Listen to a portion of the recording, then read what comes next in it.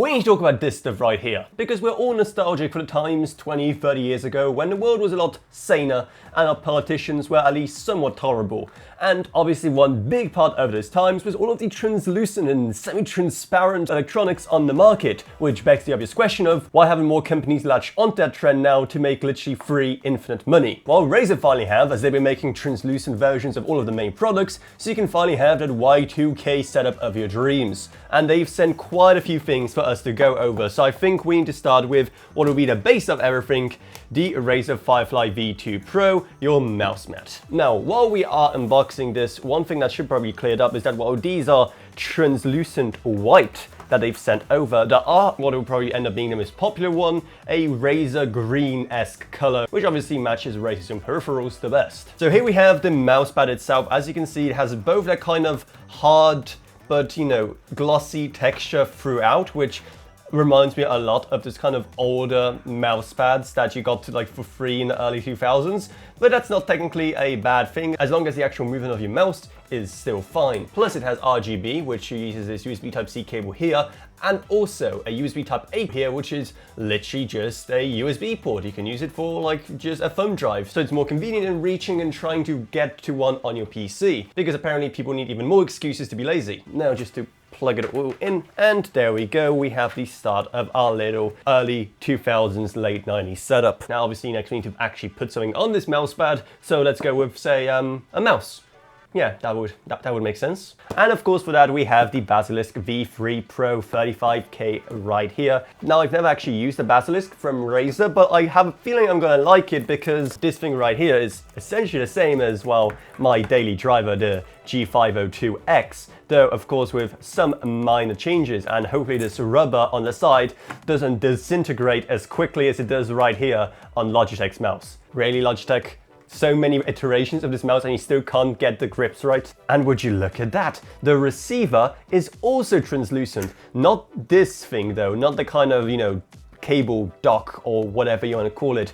Though to be fair, I've never used one of these in a mouse, I now probably never will, and odds are you probably won't either. But again, it's kind of a shame that it is literally the one thing here that doesn't match. You can plug this directly into the mousepad and that makes a lot more sense. Granted, you can't then use it as just a way to, I don't know, plug in any kind of USB drive, but at least it makes a lot more sense when it comes to the overall aesthetic and actually having a translucent receiver. But of course you can't game on a mouse alone unless you're playing something like, I don't know, Minesweeper, so you're gonna need a keyboard as well. So for that we have the BlackWidow V4 75%. Like I've said way too many times to count, I'm not a big fan of these more compact, you know, 10 kilos, 75%, 65% keyboards. Just give me the full thing, give me the numpad, give me the function keys. I really do not get this trend. The only thing they're good for is if you need a keyboard whilst traveling, because obviously it will take up less space in your super constrained, you know, Ryanair-approved bag. But I gotta say, they do still manage to find ways to make them small but cute. Obviously with bigger products like this is where you can really see this aesthetic shine. However, not only did they send over the American layout with its small little enter key right here, it is also a wired keyboard, so you aren't getting another cool translucent receiver and you get another black cable running across your desk that doesn't really fit with the rest of this kind of wide setup. I wish they did something about the cables, I don't know what, because you can't really make these translucent. I guess you can, but that would be way too expensive. But whatever, you play with the hand you're dealt. Now it does actually come with a wrist rest, but here's the hilarious part. The top right is fully black, but then the underside of it, which you never look at, is actually white translucent to match everything else in the setup. That is, I really don't know why. I guess you can kind of see this bottom edge of it when just kind of laying down like this. It's still kind of bizarre, but whatever, I'll take more translucent. But of course you can't play games with just a mouse and keyboard, you also need audio, unless you're playing an JRPG, those are much better experience without audio. And for that we have the Barracuda X Chroma to finish off our little setup. Now these are actually wireless. These are probably the cheapest feeling thing here so far.